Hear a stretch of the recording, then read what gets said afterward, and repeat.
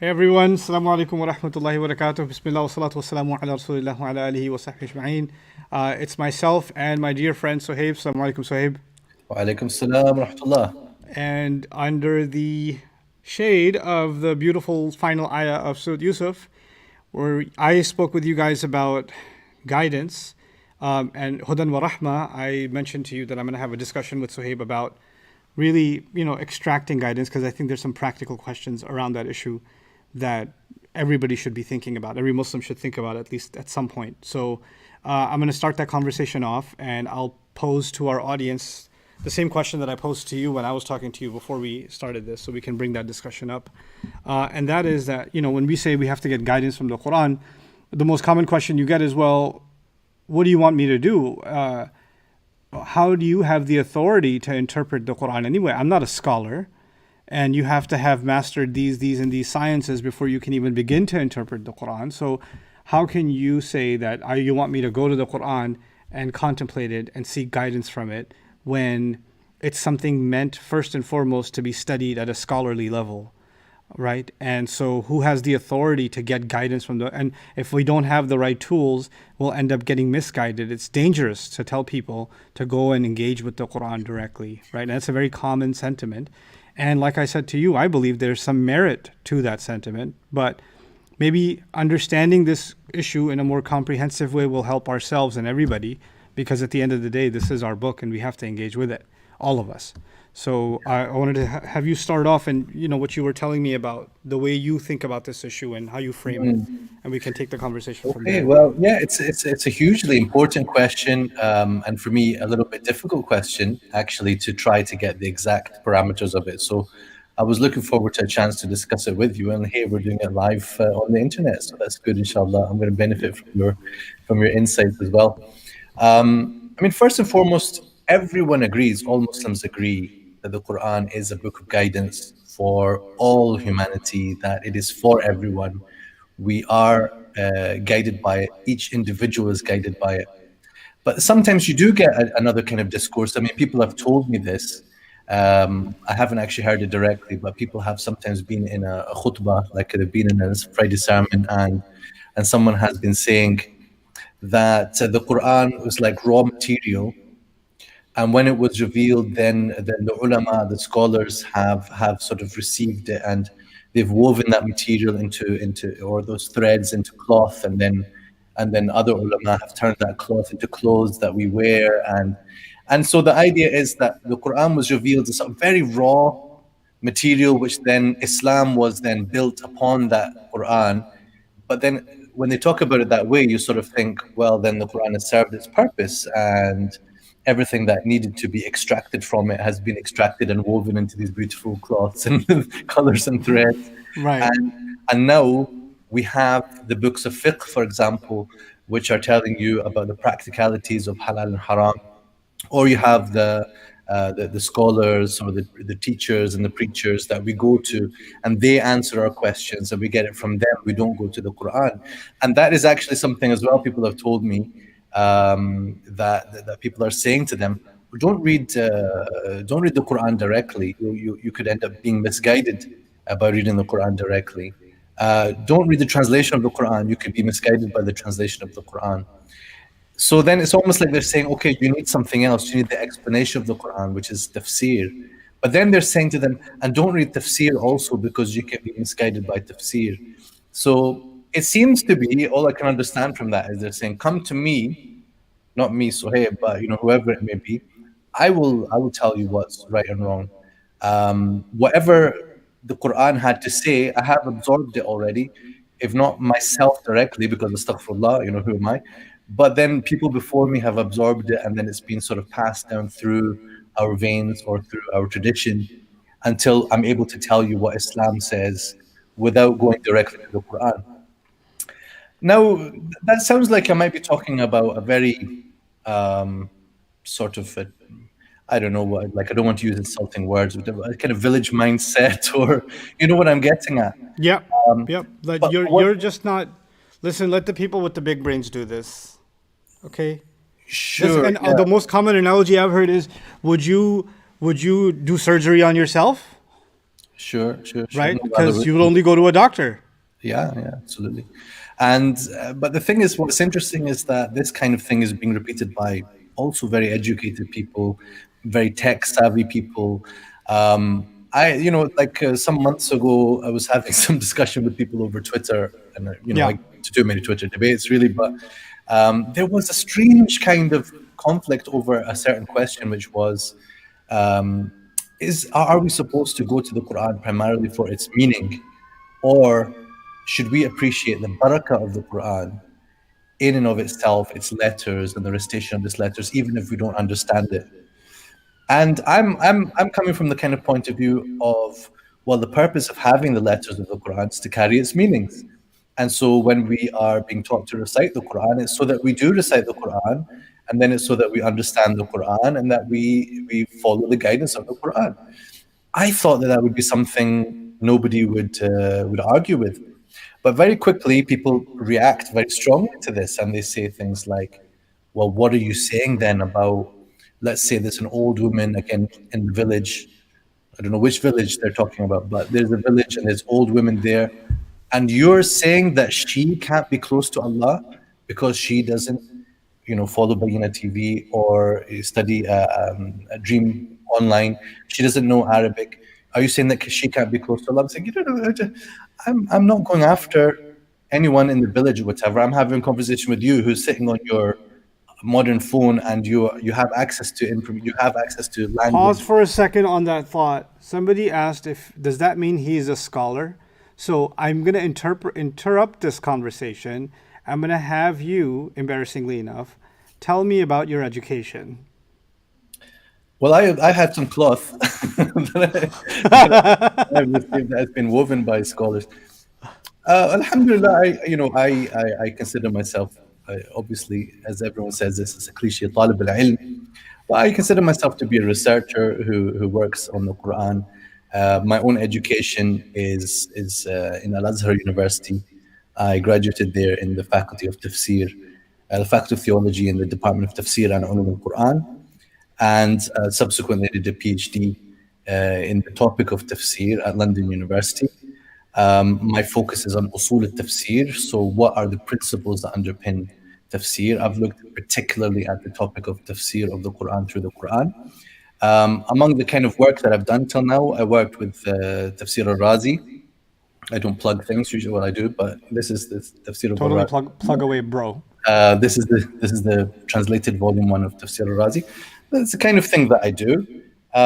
So naturally, I'm also a part of the community, and I'm concerned with, how all of us are reading the Quran, how we're engaging with it through reading the words themselves, through the translations, and trying to get to a point, including in this work that we do with Bayina, to give people the resources in their hands that would help them to get that guidance. And it's what's interesting is that some of us feel this very strong urgency, like the reason we do what we do, and plug away at it day after day. And then you have people who sort of something in them is pushing back and saying, look, the Quran has inherent barakah, it has blessings in it, it is blessed, even if you recite it without meaning. And I would say, okay, that's fine. I mean, I don't want to take that away from it. I'm not trying to take away anyone's blessing. I'm just trying to get back to Yeah, there's a what is the defensiveness around purpose. that. And also, because I asked for your credentials, I think it's important to mention my own. I don't have any. I'm not a scholar. I have engaged in self study. I have informally benefited from a number of scholars and engaged in my own quest. I've never claimed to be a scholar, and I'm proudly not one. I do consider myself a teacher of some subject matter. And whatever I come to learn, I present myself as a more, perhaps more advanced students than some of you that benefit from my work, and I continue to benefit from others, including yourself. And I think one of the main reasons I align myself with you, Suhaib, and with some other scholars, and particularly with you, is because I come to the study of tafsir and the study of the Quran from an unconventional beginning. And so I bring questions that are unconventional in nature. And so when you and I are studying together, because of your training, both in academia and before that in the traditional Muslim sense, you represent to me a kind of the background in Islamic scholarship. So even if I'm engaging, if I'm reading Razi or if I'm reading Alusi, and I have certain questions, I'm still going to go to you about the questions that I read about Razi, right? Because I want you to represent to me, to the best of your ability, what's being said that I'm not grasping properly, right? And that discussion, I think, has been extremely fruitful for myself and for you, and at the end of the day, for I think our audience too, because Yeah. it's allowed for us to think about areas of Islamic studies, of Quran studies, that are not normally thought about, because we just end up reading one source and we say, okay, that's what it says, that's what it means, and we don't need to think about anything else. And I kind of keep, you and I keep pushing the envelope, but let's think about this deeper. Let's think about this in a different sense. Well, what's peculiar about this phrasing, etc. Right? So that's Yeah. actually what we I mean, try and so engage in. But I want to take you back to that comment about, somebody saying that, that lady in the village who wants to get blessings, and why can't she just have blessings from reading the Quran? The trick here is that here we are talking about the act of engaging in understanding the Quran, and immediately, but what about people who can't do that? So you're actually not engaging in this conversation. You want to distract with a what about, and now that we're caught up in that what about that lady in the village, and we're on the back foot defending her and saying no, she's okay. Well, if she's okay, then I'm okay too. Then I guess because I'm well, yeah, related to the lady in the that's old the lady in the tricky part. village, She's my right? she's my great aunt, so I must be fine. Inshallah, Like, she'll intercede for me in the day of judgment right? So with her simple that ways. issue aside, and why is it that we are quick to jump that if we talk about the importance of something, that we're necessarily condemning somebody who's not engaging in what we're calling importance to? So if I say it's prayer is really important, it would be pretty silly to say, are you saying everybody who doesn't pray is evil and they worship the devil and they are? Wait, hold on. No, that doesn't mean we can't talk about the importance of prayer. That's just a distraction from the actual subject matter, right? So it's the same thing here. I think that the subject at hand is one thing, but unfortunately, the conversation gets very easily derailed because we get defensive, right? Part of the problem is that really just certain things have become very normal in our culture, in our collective culture, even maybe across the whole Muslim Ummah. Certain things we've become very used to and have become normal, which really shouldn't have been normal. So again, this is something that people get very touchy if I bring up the issue of madrasa system and how people are learning Quran. They're learning to pronounce the Quran, they're learning to recite the Quran, they are memorizing the words of the Quran, but very commonly, extremely commonly, that is completely separate from the idea of understanding the Quran. And sometimes you even hear that as a kind of boast that we make, right? Where you say, among the miracles of the Quran is that you can have like a 6-year-old child who can recite the whole Quran. Then you would say to him, "Ma ismuk? Ma ismuk? What's your name?" فيقول, he doesn't And understand he'll say, words "Mainu like nahi pata." that's amazing because he doesn't know any Arabic, but he knows the whole Quran. Maybe on some level that is amazing, but it's also like, why did you do that? Yeah. Why did you not maybe accompany that study with understanding? And what people will say to me then when I say something like that is, okay, step by step, brother, please take it easy. Don't try to dismantle the madrasas. We've got what we've got. Let's build on it. I was like, okay, if we can build on it, let's build on it. But I'm saying that conceptually, we became very comfortable with a sort of strange situation. And I'm going to take this further because going back to talking about training at Al-Azhar and so on, I just want to point out that as a graduate of Tafsir in Al-Azhar, at no point was it the least bit suggested to me that Suhaib, after graduating here, you will be a Mufassir, or maybe not just after the bachelor's degree, which is what I did. You could do the master's degree, you could do doctorate, and then you'll be a Mufassir. Actually, at no point was it really ever explained that there was even a possibility of ever being like that I'm on a path by doing this degree to be a mufassir, because this is another problem that we have, that our attitude towards tafsir of the Quran collectively, almost completely as an ummah, or just very widespread, is that tafsir is a thing that was done in the past. We've got tons of books that have been written But Yeah. mashallah, alhamdulillah, whatever had to be said about the Quran, like that cloth has been woven, it's been done.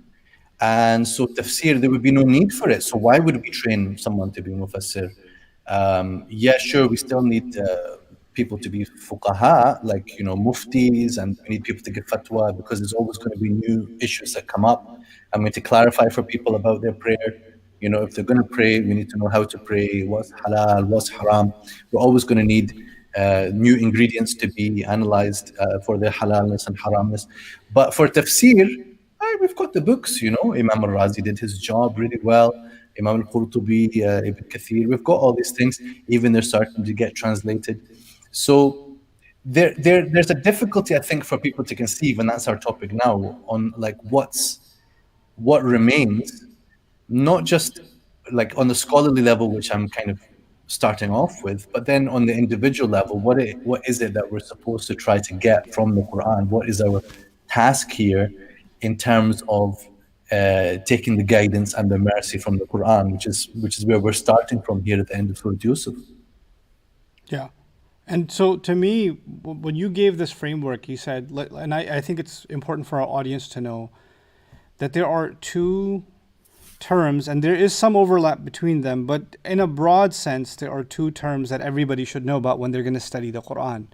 And those two terms are tafsir and tadabbur, right? And let's draw, even though there's no hard line between them, it's a close enough of a line that we can try and draw that can help our audience. I think, I mean, my intention behind this lecture is that everybody who has been listening to the lecture series, and I've been asking people to engage with the Quran more directly, and the Quran itself has been making that demand, and it's hard to avoid talking about that demand. Well, practically, how do you do that, right? So one way, obviously, is you're listening to my lectures and inshallah other better scholars and their works, and you're reading that stuff. But what's a good practical way to understand the scope of what is it that you're engaged in? And one thing that I wanted to bring up to start this conversation is nowadays, for the average Muslim who doesn't have background in Islamic studies, they don't know where to begin. They're like, man, I need to go get myself a translation of the Quran, right? Because I'm being asked, Allah wants me to think about what He said, so I need to go grab a copy of the Quran in whatever translation, whatever language I speak, for our audience, most likely English. And so the question arises, which translation do you recommend, or which translation should I read? And behind it, actually, there's a problem that I want you and I to talk about, that basically we've skipped the need for tafsir because we've assumed translation is available, right? And translation has become almost a substitute for tafsir for the average Muslim. But like, at least I have a translation, right? So I know basically what it says. And I think we need to raise the bar on that for everybody.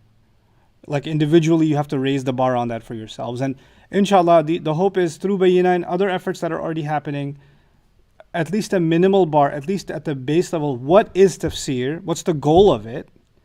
In the most simplest terms, and why is that more important, or if not more important, equally important than reading a translation? So let's talk about that a little bit. Okay.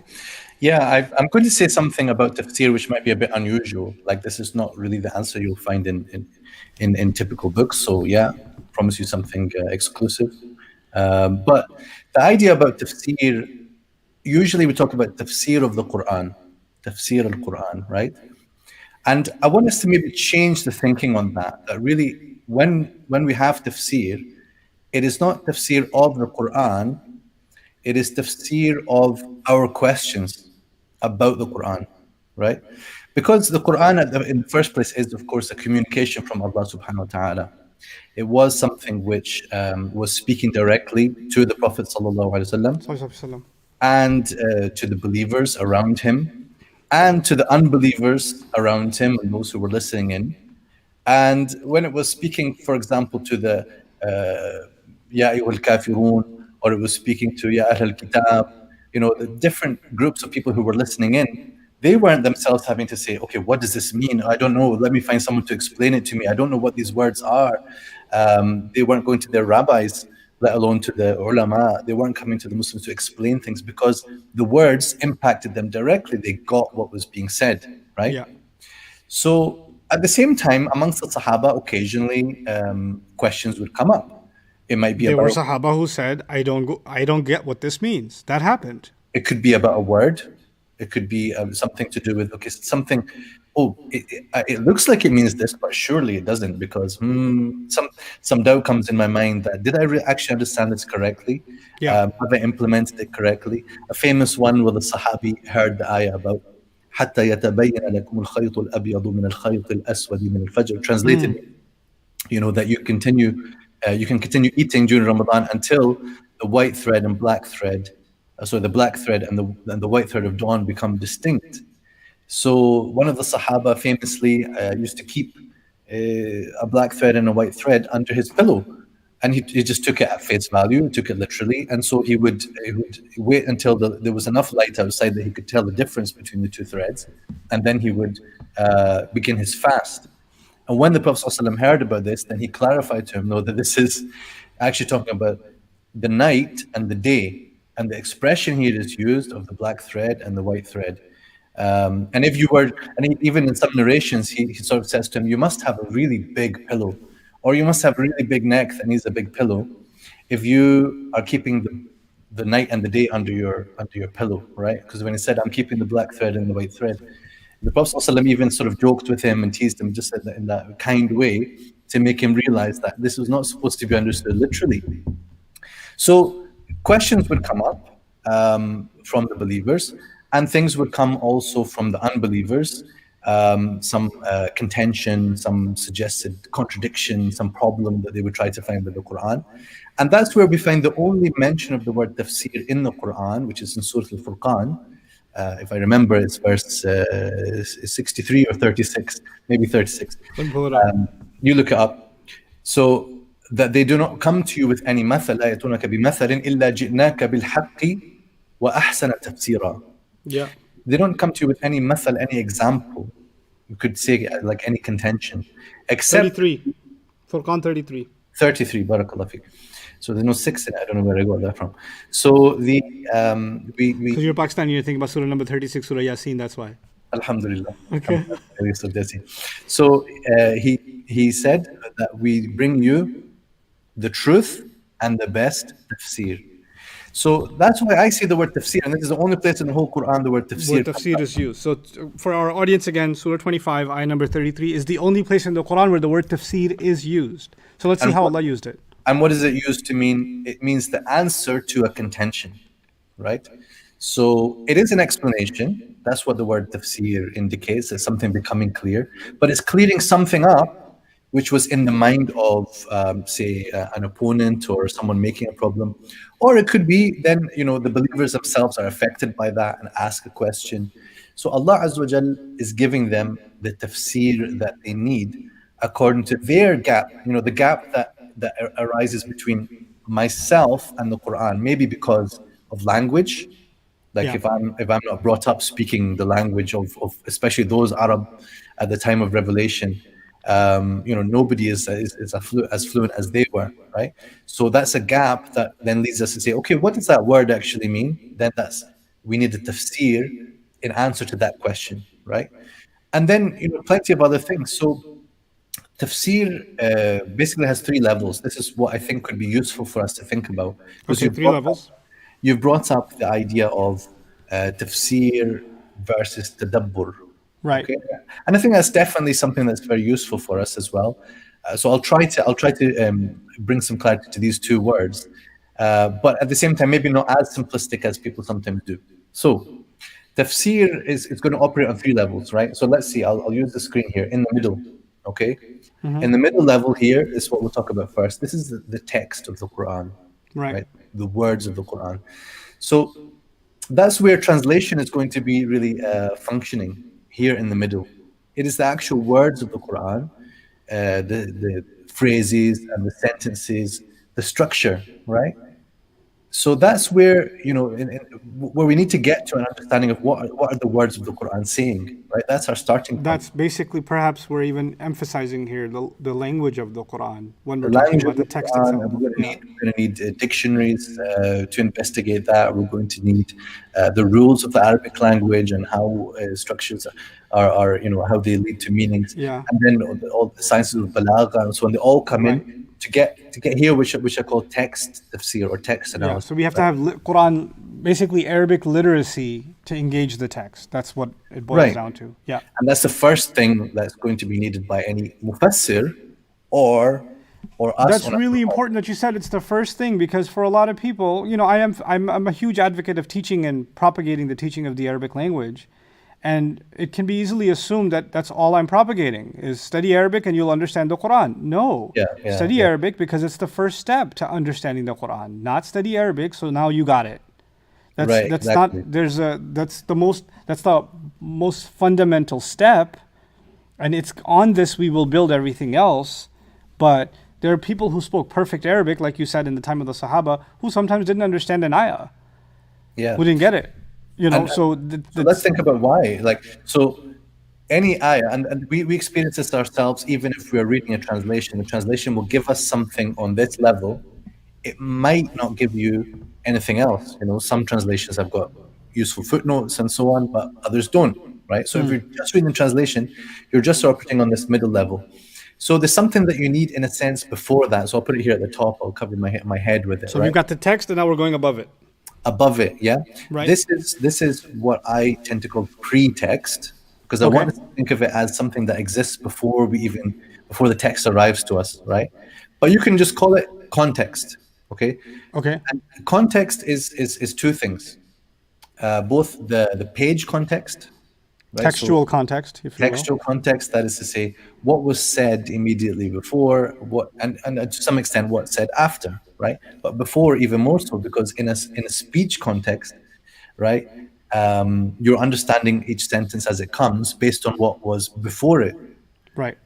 But then what comes after can further, explain and clarify, right? So everything, basically, if you look at any ayah, what else is on the page? That's you're going to be, you have to, like, especially what people do when they want to take things out of context is take an ayah and they say this is very violent, and look how it's talking about killing or something like this. It's like, well, just pause a little bit, read the whole page. That might answer your question, without me having to go into Some any deep discussion about whatever. Yeah. apologetics So and that's what's meant by textual context, and even I mean just generally in speech. If I'm talking to you and in the middle of us joking around and say, "Man, I'm going to kill you," and then somebody just pulls that out and says, that I'm going to murder you, that without context, you don't know if something was a joke. You don't know who was saying it to who. You don't know if I'm quoting someone or representing my own thoughts. Sometimes in the course of an argument, you can represent the devil's advocate, right? You can represent the opposing party's view. And somebody could take a snippet when I'm representing the opposing party's view and say, well, this is what he believes because it came out of his mouth. Yeah, it came out of my mouth when I was quoting someone that I'm about to engage their idea with, right? So textual context, basically what you're getting at is Quran's not just isolated speech, it's a conversation. And it's Allah engaging in a divine conversation. And the first layer of pretext, if you will, is you can't take something in isolation, you have to put it in its place. So that's the textual context. And of course, the other one probably is the context of time and place. Right? Yeah, and or what we could say context of revelation. So Right. to some extent, we have this captured in a genre of narrations, which is called asbab al-nuzul, the reasons of revelation or the context of revelation. But not every ayah has a specific report that tells us, okay, this was the place or the time or the situation it was revealed in. Yeah. Sometimes you have that. Sometimes you sort of deduce it again from the text.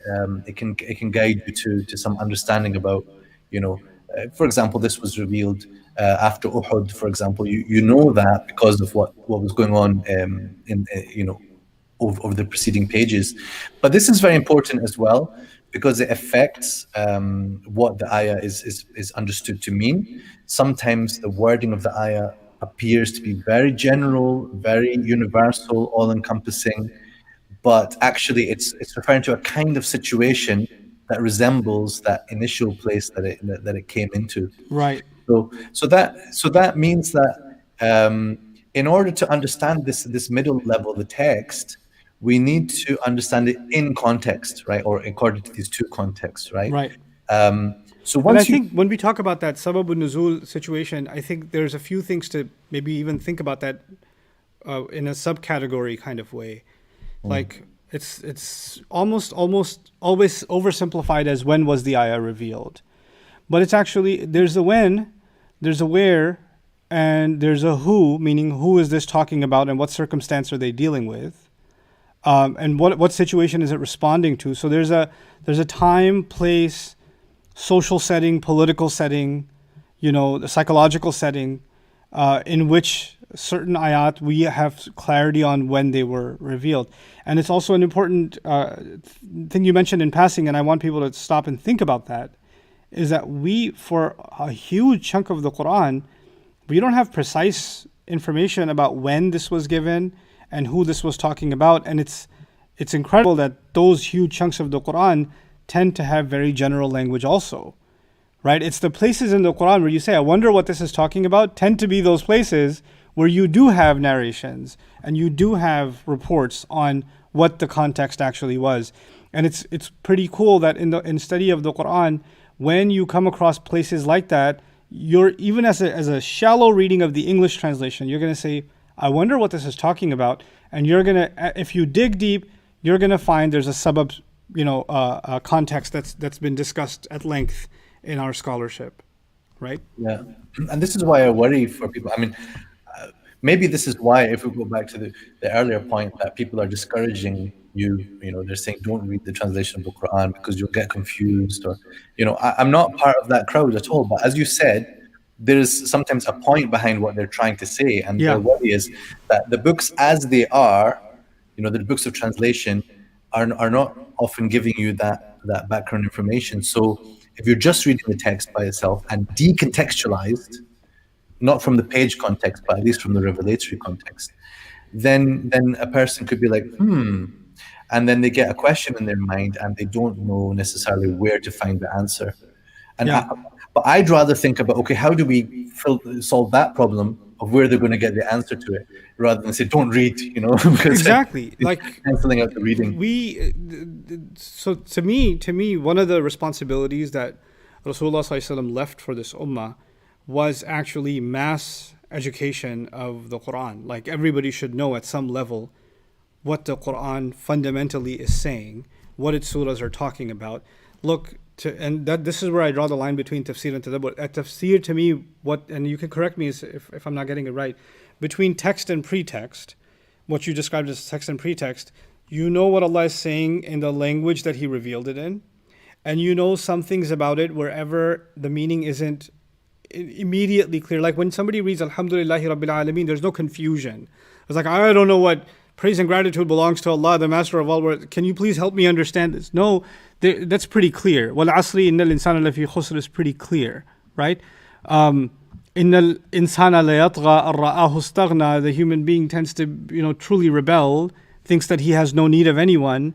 Those are pretty straightforward, obvious places. And I would even cite, like, jinns could pass by and hear Quran and say, wow, we heard a unique Quran, and it impacts them.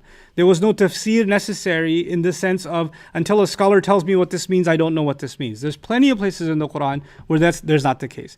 But there are places in the Quran where even, I would argue, at a shallow level, you're going to hit a roadblock and say, wait, I need to know more about this.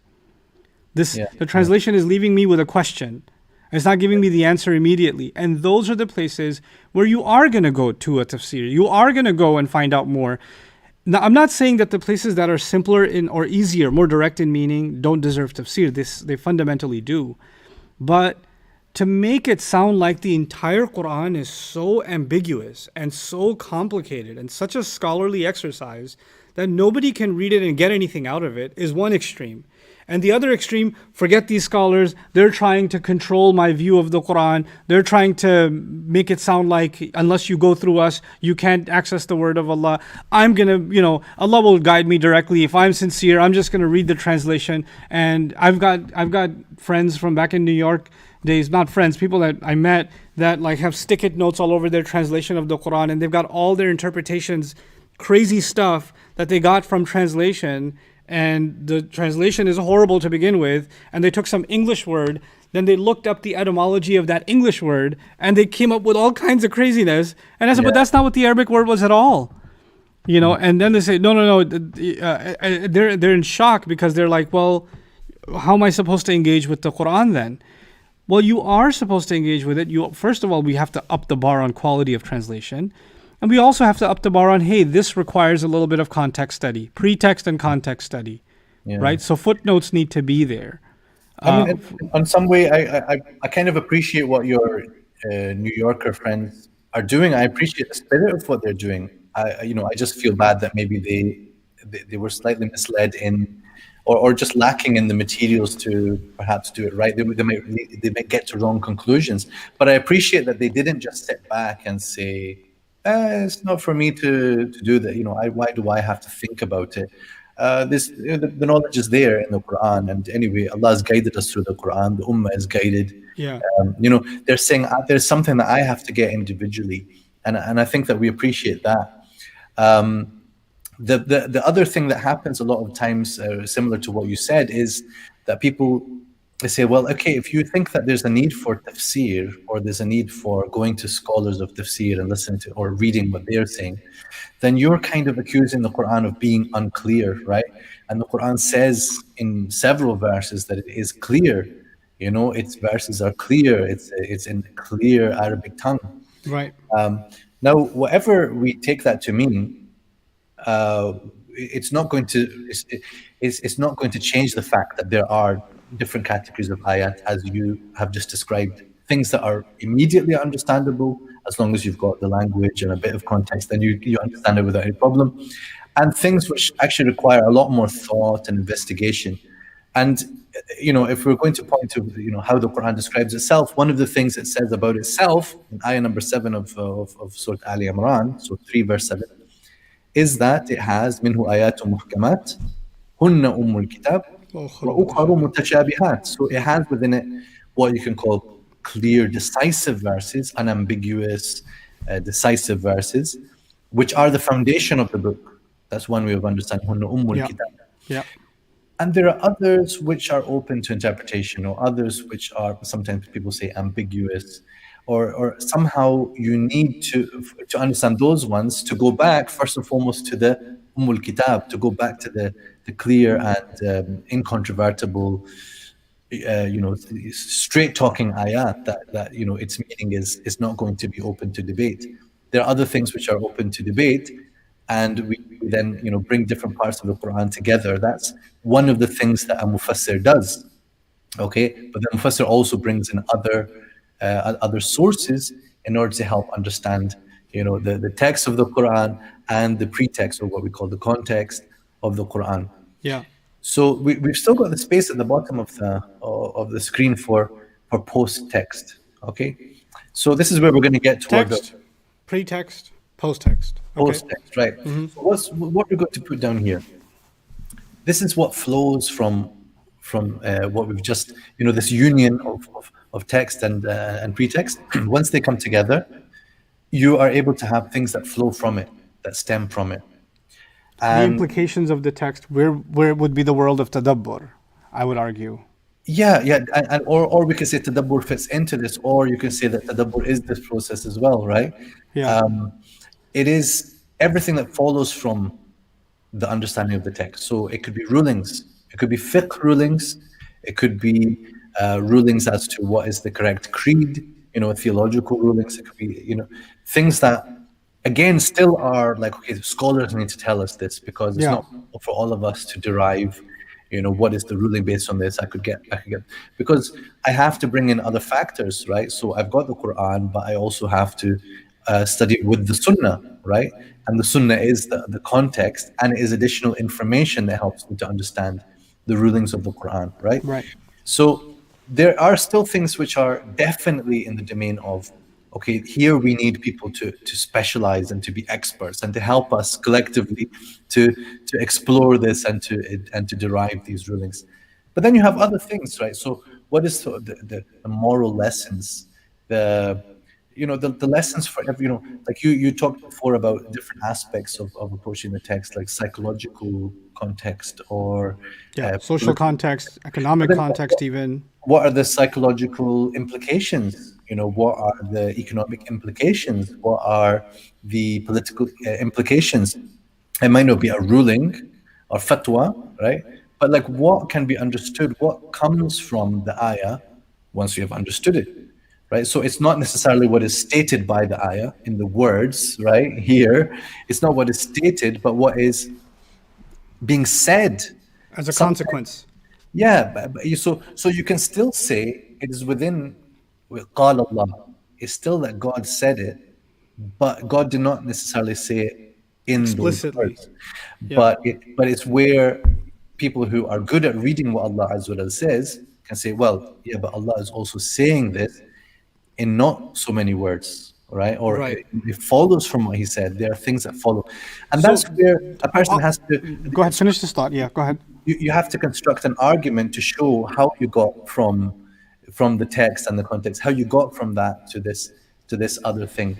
And this And is where that's the space that I wanted to talk to you about. In my view, and maybe this is, I mean, I hold plenty of politically incorrect views, but one of my views, at least as an, not being a scholar, being an average Muslim who tried to make their way through understanding this religion, and eventually getting to some place of maybe intermediate level of understanding.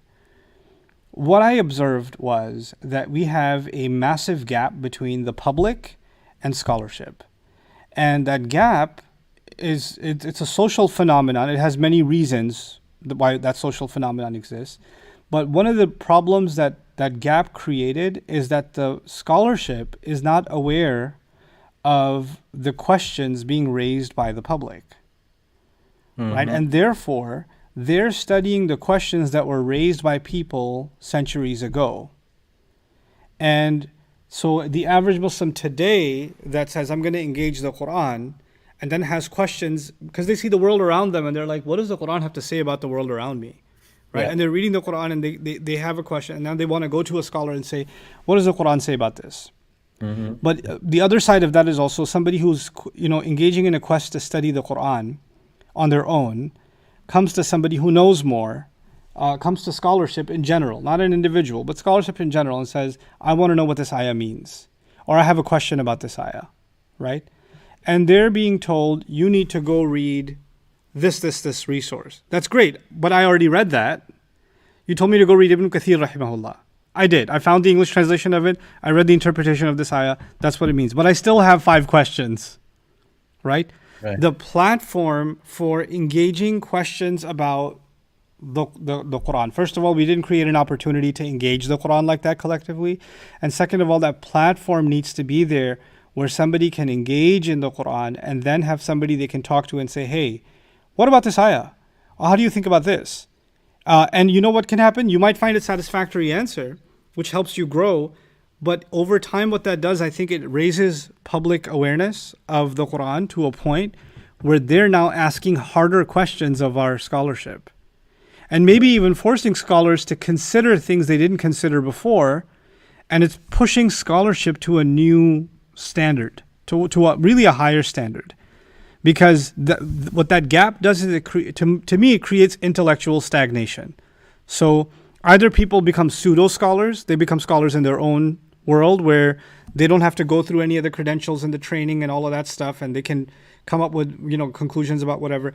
As much as I study Qur'an, if I come across ayat that have to do with inheritance, or they have to do with the legal dimensions of Hajj or divorce law or whatever else, I need to go to a faqih and really grasp what's going on here, right? Or the ayat of riba, I need to sit with a muhaddith and a scholar and a faqih to say, what is Allah saying here? It really helped me understand, because I don't want to You know, the language got me this far, context study got me this far, but there's a legal dimension to this that is beyond my scope, right?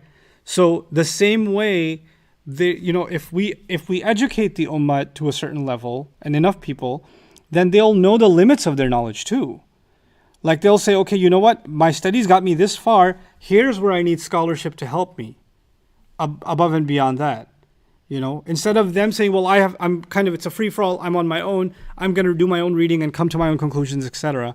And I've been on both ends of that. I've been on the end where you're learning from a scholar. Everything they say is that's what it is, and that's what it is. You don't question it. And then kind of on the chaotic side where I'm going to try to figure this out myself. And then finding the path in the middle. I'm going to do whatever reading I can, study I can. But first I have to humble myself to the text and say, because it's Allah's word, and say, to the best of my understanding, this is what I think it means. But I need to go and ask these questions to someone who knows more. Or you can cross-reference or, hit back against what I'm concluding. Yeah. So that it's refined. So my own thinking is refined, right? And that's a collective conversation that we need to encourage the ummah to have. Right. And it sort of moves in a circle, because there's two ways that you could do this. One is to read the works of scholars first, so that you have the basic information about the ayah. So yeah, if you've got Tafsir Ibn Kathir available in English, whatever it may be, you read something and you understand as much as you can from that, and then you go further and say, okay, what can I understand from that? What does that lead me to think? And tadabbur that we all need to do as individuals is applying it to our own lives, right? So that's where it becomes like a fard on every person. Allah Azza wa Jal has not anywhere in the Quran told you to do tafsir, right?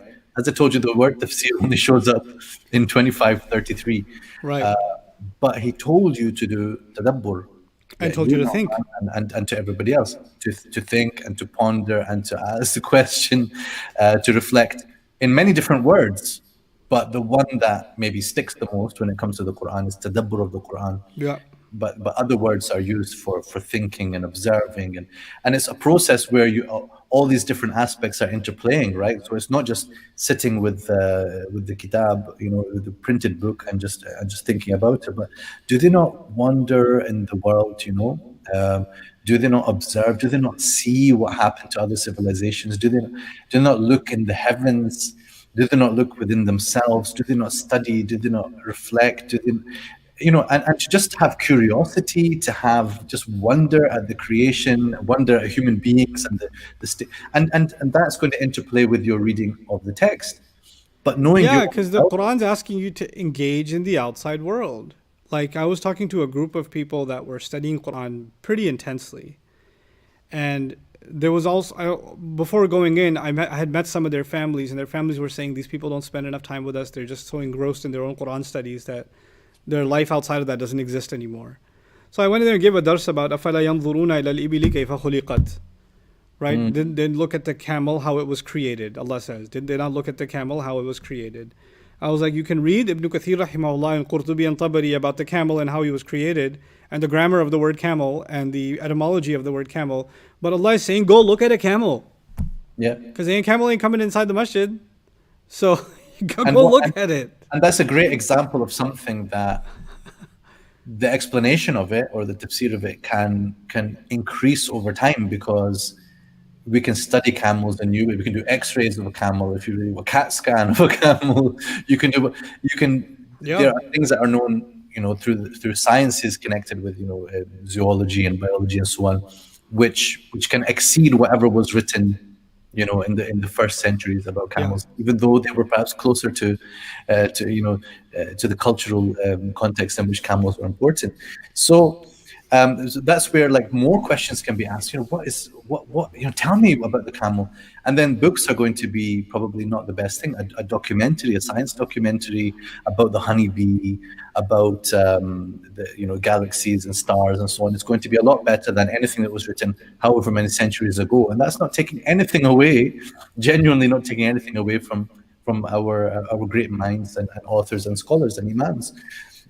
So tadabbur, but importantly, it's going to be about how does this affect me? How am I going to change on the basis of what I am pondering here, whether it's to do with action, whether it's to do with attitude, whether it's to do with belief and feeling. You know, is this an ayah which is supposed to instill within me an awe and reverence of God, a fear of God, if you like? Then it better do that. Otherwise, you've just read it. Okay, I understood that Allah is scaring His servants. ذَلِكَ يُخَوِّفُ اللَّهُ بِهِ عِبَادَهُ يَا عِبَادِ فَاتَّقُونَ. In this ayah, Allah subhanahu wa ta'ala is saying, by this Allah instills fear into His servants. Oh, my servants, fear me and be vigilant of me. Okay, mashallah, move to the next ayah. Habib, what kind of dead heart would read the ayah in this way and not Yeah. say, Yukhawifullah, Allah is calling, is telling me that in the preceding ayah when He's describing Jahannam, it was to instill within me khawf. And then He says, Ya ibadi, fattaqoon. Take this message and do your best to live within the boundaries that I have given you. Be careful, because you're going to harm yourself if you don't follow this path. So That's the other thing. You hit it on the head. Tafsir becomes at one point an academic, intellectual exercise, and you easily lose sight of the fact that it's Allah talking to you directly and sometimes shaking you like you're asleep. Wake up. And you can read a scholar say, and in this ayah, Allah is scaring His slaves. And you're like, oh, that's what I'm gonna take notes on that. You can take notes on that, or you could actually take in what's being said. فهو مخوف. You can do all your sarf lessons on it as well. My self students got a kick out of that. Hey, okay, great. That's the thing. So there's so many angles to approach, but when we talk about tadabbur, the first and foremost, and the thing that every one of us has to have is an attitude relationship, an engagement with the heart as well as with the mind. Yeah. What am I getting from this? And that's where it doesn't have to be. And this is the other thing where sometimes people have got this idea that contemplating the Quran, pondering the Quran, or doing tadabbur of the Quran is to be able to produce a really neat quote that you can put on Insta. I call that Insta-dabbur, right? Yeah, you like it? So it's where you come up with something, a quotable, right? You basically paraphrase the meaning of the ayah in some other words. You don't have to do. And there's nothing wrong. That might be. It's cute, but it's a way to protest. That's not an accomplishment. It's not the purpose. Yeah. To reword. The purpose is like, you could do tadabbur on something just by reading the ayah over and over again, and you just feel it affect you. Feel it somehow impact on you. That is tadabbur. This is the last thing I want to kind of have you chime in on, and I'm going to say my piece on this, and I want your 2 cents on it too. We in the Muslim community have certain buzzwords that we throw in when it comes to interpretation of Quran. We have to interpret the Quran through the Sunnah of the Prophet ﷺ. That's great. I believe that too. But we don't qualify these statements. We make them blank, sort of posters. Quran and Sunnah, Quran and Sunnah, Quran and Sunnah. The issue is, when you're reading Alif Lam Mim, when you're reading ذَلِكَ الْكِتَابُ لَا رَيْبَ فِيهِ هُدًى لِلْمُتَّقِينَ, when you're reading a huge score of the ayat of the Quran, even the most classical of tafsir you're going to read, the scholar will not actually cite a hadith under it. On many, many occasions, you're not going to find a hadith being talked about. No sunnah was mentioned in the interpretation of this ayah. Yes, seerah may have been talked about, may not have been talked about. Some references, and some scholars may have cited 15 other ayat. The issue is we conflate this notion that unless you have an expansive knowledge of the books of hadith, you cannot engage with the Quran. And I think that's historically dishonest, because not to dismiss the value of the Sunnah at all and its pivotal importance on certain key places in the Quran, but the issue is when Islam spread, we say the earliest Muslims were the purest of all Muslims. Fine. When Islam spread and Muslims are spreading like wildfire across Africa, across the desert, in Abyssinia, Persia, Roman Empire, we're spreading. Islam is spreading very, very, very quickly, right? And people are taking shahada. And the world of tafsir and the world of scholarly interpretation and the world of jurisprudence and the world of even the codification of hadith has not even fermented yet. There are some things that are known, there are some things that are not known. And Muslims are spreading far and wide, and the Quran is spreading far and wide. And over time, we're consolidating all of this other body of knowledge and developing that. What do we say about those early Muslims that had no access to these sources? They didn't have the proper understanding. Is that how we look at it? They may have had some questions they weren't able to answer, and then they sought out the answer, and it was a much longer quest for them to find the answer, perhaps, right?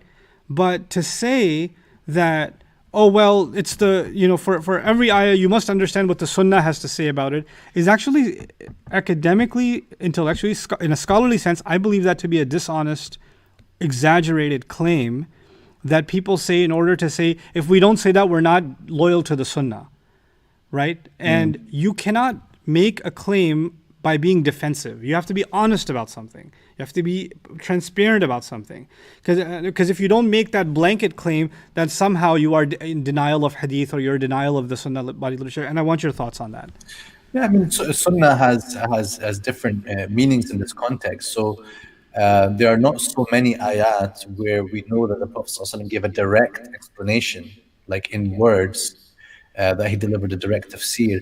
If you look for hadiths of this nature, there is a book that I consulted on this question.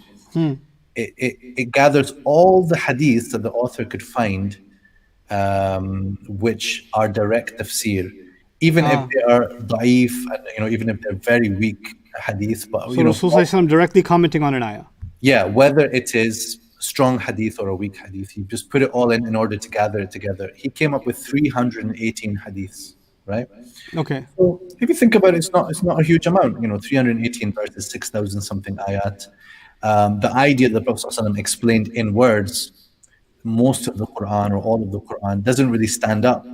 Even if that happened, it wasn't transmitted, it wasn't recorded, and you'd think it would have probably been, a priority in terms of recording. So the Prophet ﷺ relied on the fact that people, for the most part, were going to understand what they had to understand. But then the Qur'an itself and the Sunnah guides towards the value of thinking and pondering and contemplating and going into deeper understanding.